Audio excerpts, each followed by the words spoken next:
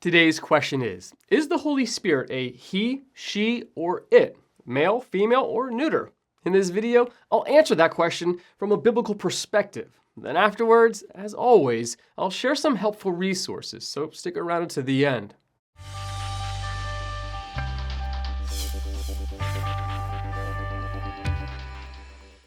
A common mistake made with regard to the Holy Spirit is referring to the Spirit as it, something most translations of the Bible are careful to avoid. The Holy Spirit is a person. He has the attributes of personhood, performs the actions of persons, and has personal relationships. He has insight. He knows things, which requires an intellect. He has a will. He convicts of sin. He performs miracles. He guides. He intercedes between persons. He is to be obeyed. He can be lied to, resisted, grieved, even insulted. He relates to the apostles in Acts chapter 15, verse 28, and to each member of the Trinity. The personhood of the Holy Spirit is presented without question in the Bible. But what about gender? Linguistically, it is clear that masculine theistic terminology dominates the scriptures. Throughout both testaments, references to God use masculine pronouns. Specific names for God, for example, Yahweh, Elohim, Adonai, Kyrios, Theos, etc., are all in the masculine gender. God is never given a feminine name or referred to using feminine pronouns. The Holy Spirit is referred to in the masculine throughout the New Testament, although the word for spirit by itself, pneuma, is actually gender neutral. The Hebrew word for spirit, ruach, is feminine in Genesis chapter 1, verse 2, but the gender of a word in Greek or Hebrew has nothing to do with gender identity. Theologically speaking, since the Holy Spirit is God, we can make some statements about him from general statements about God. God is spirit as opposed to physical or material.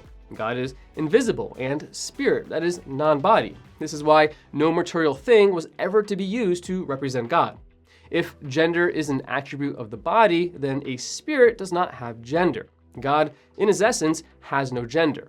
Gender identifications of God in the Bible are not unanimous. Many people think that the Bible presents God in exclusively male terms, but this is not the case. God is said to give birth in the book of Job and portrays himself as a mother in Isaiah. Jesus described the Father as being like a woman in search of a lost coin in Luke chapter 15, and himself as a mother hen in Matthew chapter 23, verse 37. In Genesis chapter 1, verses 26 through 27, God said, "Let us make humankind in our image, after our likeness." And then God created humankind in his own image. In the image of God, he created them. Male and female, he created them. Thus, the image of God was male and female, not simply one or the other. This is further confirmed in Genesis chapter 5, verse 2, which can be literally translated as he created them male and female when they were created. He blessed them and named them Adam. The Hebrew term Adam means man, the context showing whether it means man as opposed to woman or mankind in the collective sense. Therefore, to whatever degree humanity is made in the image of God, gender is not an issue. Masculine imagery in Revelation is not without significance, however. A second time that God was specifically said to be revealed via a physical image was when Jesus was asked to show the Father to the disciples in John chapter 14. He responds in verse 9 by saying, "The person who has seen me has seen the Father." Paul makes it clear that Jesus was the exact image of God in Colossians chapter 1, verse 15, calling Jesus the image of the invisible God. This verse is couched in a section that demonstrates Christ's superiority over all creation. Most ancient religions believed in a pantheon, both gods and goddesses, that were worthy of worship. But one of Judeo-Christianity's distinctives is its belief in a supreme creator. Masculine language better relates this relationship of creator to creation. As a man comes into a woman from without to make her pregnant, so God creates the universe from without rather than birthing it from within, as a woman cannot impregnate herself, so the universe cannot create itself.